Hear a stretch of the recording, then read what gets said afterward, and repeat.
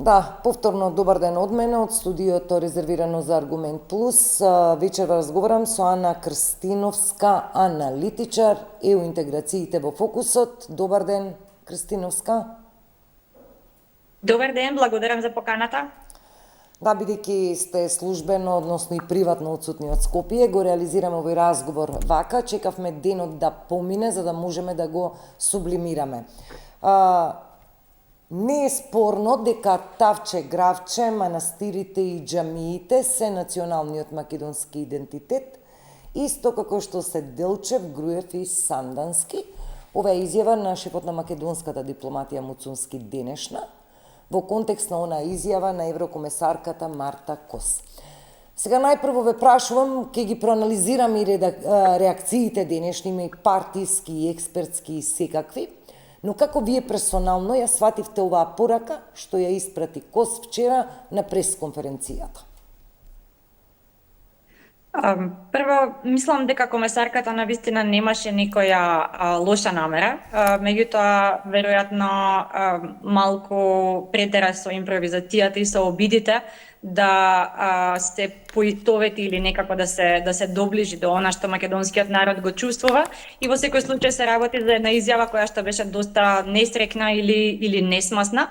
Меѓутоа, позади таа изјава треба да сватиме дека не сите оние кои што се надвор од Македонија, дури и оние кои што се вклучени и би требало да имаат некакво разбирање за нашиот спор со Бугарија, го имаат потребното ниво на разбирање и потребната чувствителност за да ги доловат сите сензитивности во самиот спор. И тоа е веројатно една поука која што ние треба да си ја извлечеме како држава и да работиме малку на појаснување и на популаризирање на нашите позиции и на целата абсурдност во овој спор, затоа што идентитетот не е нешто за кое што се преговара или би требало да се преговара.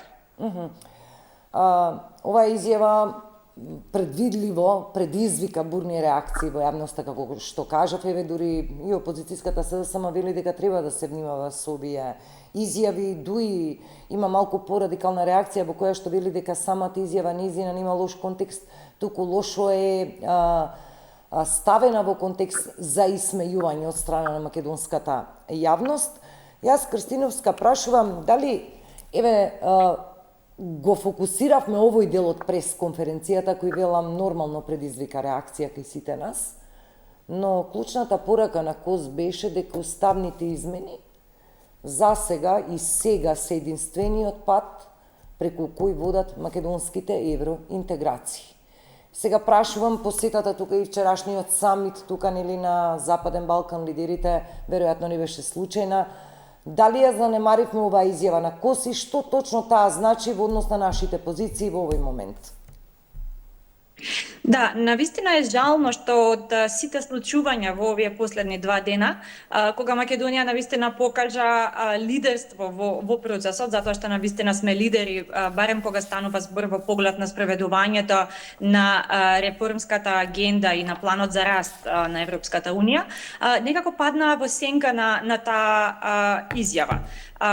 Впрочем, треба да имаме предвид дека целиот самит имаше за цел нас да не валоризира како држава и нашиот фокус некако да го врати на тој евроинтеграцијски пат. И во тој контекст мислам дека не е само изјавата на комесарката Кос, туку и сите изјави кои што ги слушавме во изминатиот период, можеби во изминатата година, упатуваат на тоа дека навистина уставните измени се услов за ние да продолжиме со преговорите. Нема алтернативи, нема можност да се репреговара, иако нашата влада и претседателката се обидоа да одат и по тој пат, и се појасно станува дека уставните измени се нешто на кое што ние мораме да го испорачаме, колку и нас да не ни се допаѓа тоа како услов или некому да не му се допаѓа. Меѓутоа, доколку сакаме да ја реализираме таа стратешка цел која што ја зборуваме во последниве 30 години членство во ЕУ, услов секако дека остануваат уставните измени. Ајде, ве, го отворивме веќе прашањето за уставни измени. Ако ве прашам, например, во моментов да ги дефинирате македонско-бугарските односи, нешто вака јавно и официјално на политичката, на дворешно политичката сцена, кога зборуваме за Софија и за Скопје, не препознаваме дека нешто сериозно се движи и придвижува. Дали за таа политичка сцена, за тие политички завеси, се случува некоја поактивна дипломатија? Дали може да се препознае нешто такво?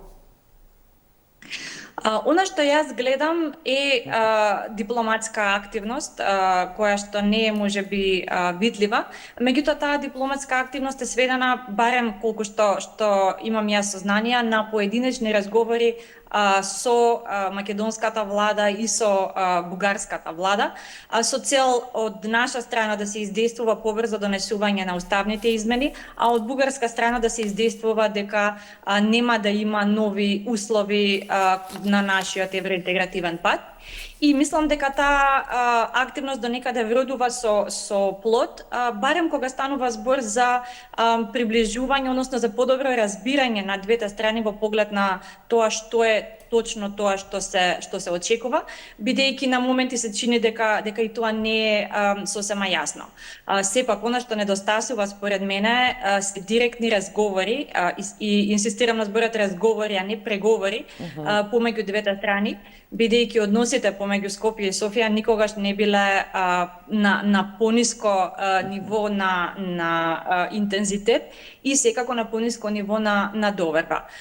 Така што дури доколку ги донесеме уставните измени, ние во овој момент се чувствуваме дека немаме никаква сигурност дека нашиот пристапен пат за членство во ЕУ би се одвивал, би течел непречено и тоа би водело кон членство во следните неколку години, како што тоа се планира за останатите држави од регионот.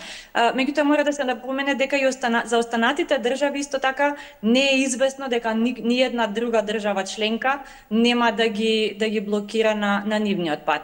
Веројатно единствениот, односно најдобриот пат како може да се направи тоа, барем во контекст на Софија, е да има некакво подобрување на комуникацијата и да започне да се разговара не само за билатералниот спор, секако не за идентитетските прашања, меѓутоа да се започне некаква активна соработка, како што доликува на две соседни држави, како што имаме со Србија, со Албанија, со Косово, и истото, нели, тоа што би требало да се случува и со државите членки на ЕУ кои што ни се соседи, Грција и во овој момент најважно Бугарија. Да, во ова своја елаборација наведовте повеќе поинти за кои сакам да разговарам. Повторно и веќе се локализирам на дел од изјавата на Кос дадена вчера, таа вака вели да се спроведат уставните измени како услов нели за одржување на меѓувладината седница и да стартува процесот нели на преговори без понатамошни политички условувања.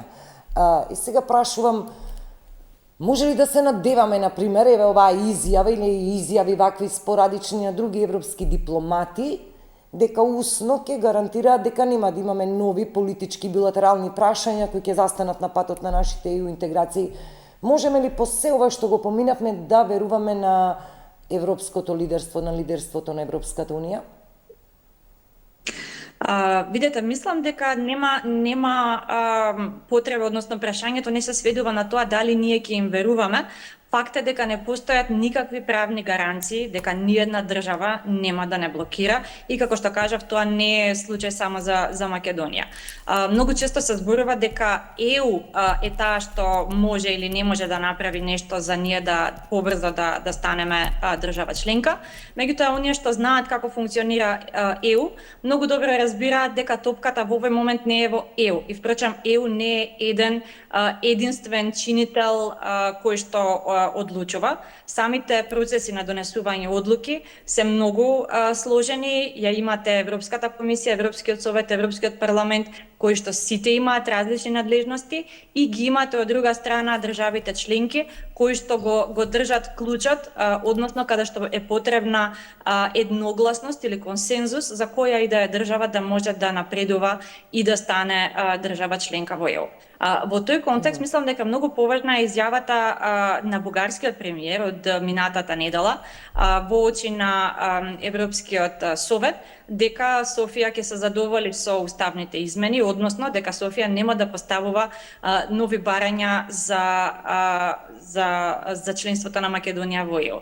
И тоа е она на кое што во овој момент мислам дека немаме избор освен да веруваме и да почнеме да работиме на тоа односите понатаму да се подобруваат. Односно јас на тоа гледам како до некаде подадена рака од Софија, која што би требало да ни послужи понатаму како основа за надградување и за да се осигураме дека нема понатаму да имаме никаква блокада по другите прашања и секако не по оние чувствителни прашања кои што за нас не смеат да бидат предмет на преговори. Да, Кристиновска, но јас ќе потсетам дека тоа е изјава само на еден бугарски функционер. Ако видиме, например, сега што се случува со извештајот за Македонија кој треба 7-10 јули да го помине Европскиот парламент, ние знаеме какви све амандмани имаме од европратеници од Бугарија. Ја знаеме на реакцијата на претседателот Радев, например.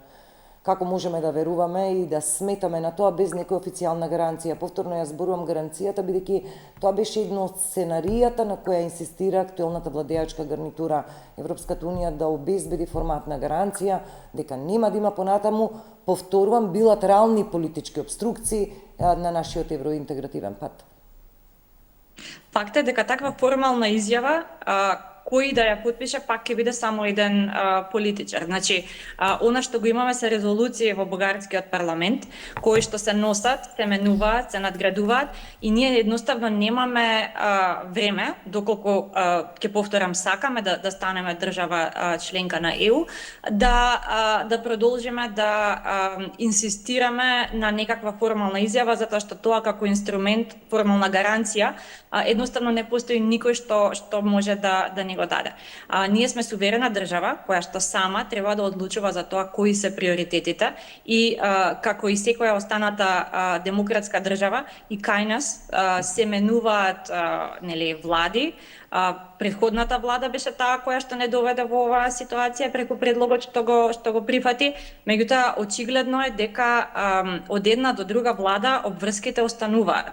Така што тоа е ситуација која што би требало ние да ја пресликаме во нашиот поглед кон Софија и да сметаме едноставно дека ова политичка гарнитура во Софија и изјавите кои што ги дава се сериозни. Значи сепак се работи за изјава на премиер која што не би смееле така лесно да ја дискредитираме или да ја отфрлиме, исто како што Софија не би смеело лесно да отфрли изјава на нашето највисоко раководство. Добро, анализите упатуваат на тоа дека сепак двете страни ќе мора да направат некоја отстапка на можеби на некоја политичка собствена штета со цел да се дојде до некоја можна деблокада, но ова секако е тоа оптимистичко сценарио за кое многу ми навела дека ќе биде неверојатно сега посебно во очи на локалните избори кај нас кога се мерат политички мускули, кога ваквите прашања се пречувствителни за да се спроведуваат и решаваат можеби пред официјален почеток на кампања. Кристиновска, каква е вашата проценка во однос на извештајот на Вајц за Македонија? Јас споменав, мислам дека меѓу 7 и 10 јули треба да влезе во парламентот официјално, ја помина онаа комисија за надворешна политика. Мислам беше и ние тогаш прогласивме една голема победа, бидејќи не се усвои тој амандман до македонски јазик да стои сегашен, современ, модерен, како и да го преведуваме тука. Каква ви е проценката? Што ќе се случи со извештајот, иако тоа како документ нема некоја облигација, да кажеме за нас? Да, токму тоа сакав да почнам, бидејќи се работи за документ кој што нема правно обврзувачка вредност, меѓутоа кој што има за нас символично значење. Имав можност да ја читам првичната верзија на извештајот кој што го подготви Вајц пред да влезат во него сите амандмани и мислам за поздравување тоа што таа верзија на вистина даде еден добар скен на она што се случува кај нас и и навистина изрази во голема мера поддршка за нашите напори да ја докажеме нели посебноста и на нашиот идентитет. Што се случува понатаму? Во Европскиот парламент всушност се застапуваат различните интереси не на државите, туку на поединечни политички групации. Така што исто како што пратеници од политички групации или од држави кои што се пријателски настроени кон нас можат да поднесуваат амандмани, исто така можат да поднесуваат амандмани политичари или европратеници од екстремно десничарски на пример партии, вклучително и од Бугарија и од Грција, но интересно беше да се види и од други држави членки, како на пример од Франција, имаше интерес да се поднесуваат амандмани за нашиот извештај. Тоа не значи дека тие позиции ги одразуваат ставовите на актуелната власт или влада во некоја од тие држави. Меѓутоа, самиот извештај на крај го одразува или ја осликува динамиката во Европскиот парламент и таа потреба некако да се дојде до компромисни решенија. Најчесто, она што се одлучува на АФЕТ, односно во Комитетот за надворешни прашања, е она што ќе биде усвоено и во Европскиот парламент, и во тој контекст беше нели тоа прославување на победа од страна на нашата влада, дека извештајот ќе помине таков каков што беше усвоен, што во голема мера мислам дека ќе се покаже како точно. Треба да имаме предвид дека истото се случуваше во периодите кога ние имавме отворен спор со Грција. Се сеќавам дека буквално броевме колку пати ќе биде придавката македонски споменета во секој од извештаите, без разлика дали на Европската комисија или на Европскиот парламент, и тоа го сметавме за своевидна победа. Така што и во овој случај, како и воопшто во пошироката слика на спорот кој што го имаме, се работи за различни интереси, различни влијанија и во основа моќта на тие што се пријателски настроени кон Македонија или оние кои што нели сакаат на некој начин да застапуваат други интереси, да седнат и да дојдат до некој исход. Мислам дека позитивно е тоа што најголемите политички групации во Европскиот парламент се гледа дека имаат чувство и обезбедуваат поддршка за евроинтегративниот процес на Македонија, меѓутоа во парламентот секогаш ќе има представници на маргинални политички партии кои што ќе имаат некои интереси спротивни на нашите. Кристиновска, вие рековте сте го погледнали извештајот. Имаше една информација од 37 членови напишани на 10 страници. Сега онаа верзија што треба да заврши во Европскиот парламент ќе биде со 86 членови на околу 30 страни. Сега денеска новинарите ние го прашавме премиерот каков е неговиот став во однос на таа содржина што излезе во јавноста, а која се однесува например на унгарски кредит, на српско влијание, на кинеско влијание, дезинформација и така натаму. Пред се за српското влијание, премиерот денеска вели: не знам, се сомневам дека има воопшто некоја таква содржина или конструкција во извештајот, не сум го погледнал. Можеме ли да му веруваме на премиерот навистина дека не го погледнал овој натрат извештај? Навистина не би можела да коментирам, не знам дали премиерот го погледнал или не го погледнал. Знам дека јас го погледнав баш пред да ме вклучите во емисија. Значи, извештајот е јавно достапен на страната на Европскиот парламент. Таму се содржи тој компромисен амандман во поглед на кредитот од Унгарија. Се содржат повеќе референци на руското и на кинеското влијание, вклучително и тоа дека тоа влијание се одразува кај нас и преку Србија, преку српските медиуми и преку различни ентитети кои што на некој начин преку Србија индиректно ги промовираат руските и кинеските интереси. Така што сите тие аспекти се во извештајот, меѓутоа немаат некакво, според мене барем фундаментално значење или не ја менуваат во голема мера сликата за државата или на крај на денот перспективата наша за членство во Европската унија. Да, рековме нема облигацион однос овој документ, но сепак содржината, јас себе како новинар досега не паметам вакви конструкции кои се однесуваат на странски влијанија кои нели за Европската унија не, како да кажам, не се пожелни. Се нотираат дезинформации, хибридни војни, се нотираат дури јавни финанси како влијание со заеми за спорни извори и така натаму.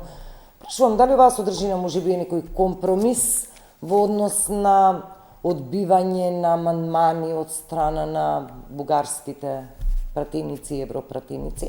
Дали ова некое компромисно решение кое, велите, нема облигација, но сепак неедноставно и можеби нанесува некоја штета на политичкиот углед и внатрешно политичките состојби во државата. Сепак ова е една слика која се создава за една година владење од новата власт. Знаете, тие компромисни амандмани во основа некои од нив се поднесени од страна на можеби на бугарски, на грчки пратеници, меѓутоа дел од амандманите, односно дел од придонесот кој што е искористен за оваа финална верзија на извештајот, се дополнува и од различни други чинители, вклучително и од чинители во државата. И ако го отворите извештајот, под текстот имате всушност список на различни ентитети кои што доставиле инпут до европратеникот откако ја виделе, исто како јас, првичната верзија на неговиот предлог.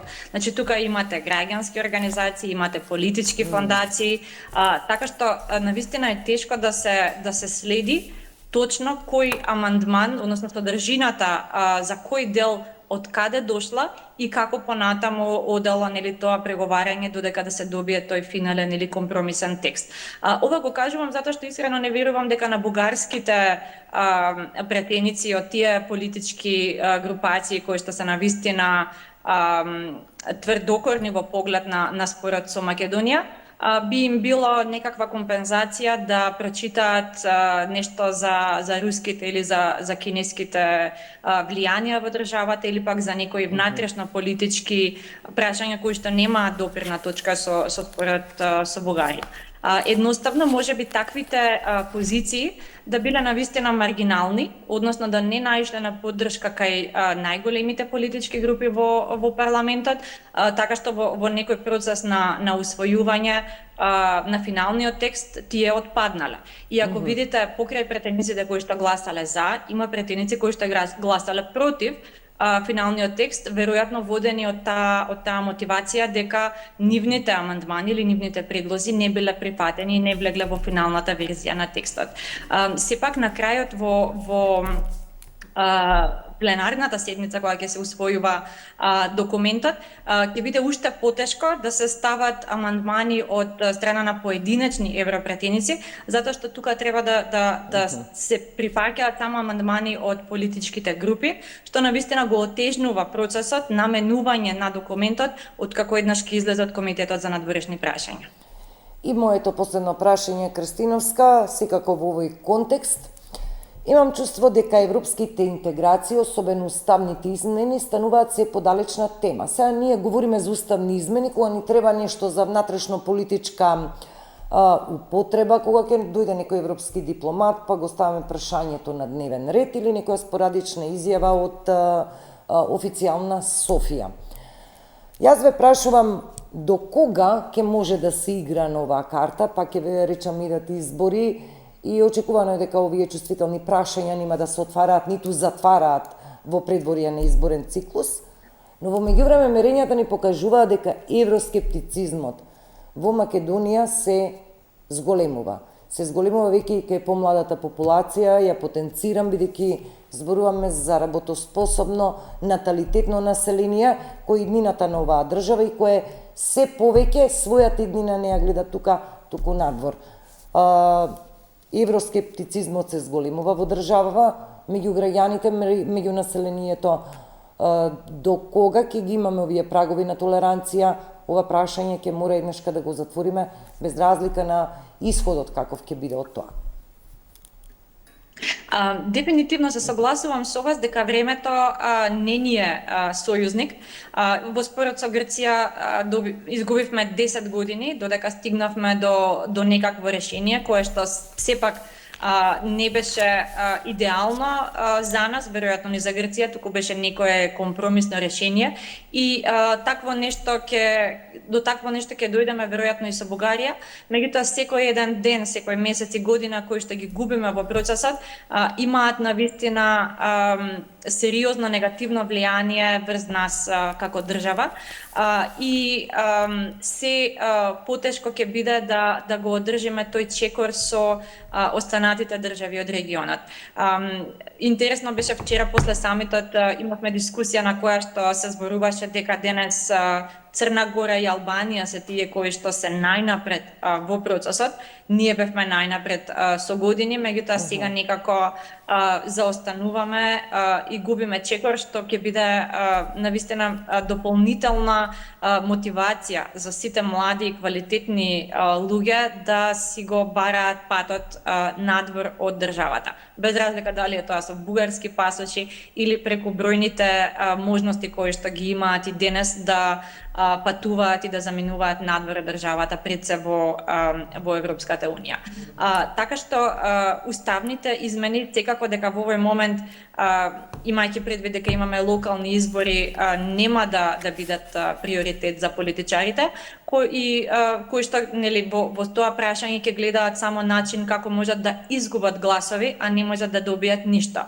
Меѓутоа веднаш по изборите би требало навистина да се седне сериозно и да се заземе став дали ќе ги донесеме тие уставни измени во оваа ситуација како што ја дискутиравме веќе, без никакви формални гаранции, или пак ќе останеме во оваа лимбо или некоја статус-кво ситуација и ќе ги гледаме останатите држави околу нас како стануваат членки на ЕУ, што во секој случај ќе се одрази врз нас не само во поглед на младите кои се заминуваат, туку исто така во поглед и на етничката кохезија, во поглед на социоекономските параметри кои што кај соседните држави по членство во ЕУ, како што видовме веќе со Хрватска и со сите останати држави, ќе се подобрува, значи животниот стандард ќе се подобрува, а ние ќе останеме во некоја навистина незавидна ситуација, заедно веројатно со Босна и со Косово. Ана Крстиновска, ви благодарам за овој разговор. Скоро 30 на минути ве сме на линија. Разговараме за ЕУ интеграцијата на Македонија и сите предизвици на патот кон Европската унија. Ви благодарам уште еднаш. Ви благодарам и вам. Да. Почитувани, со овој разговор го завршувам овој информативен појас. Од мене пријатно.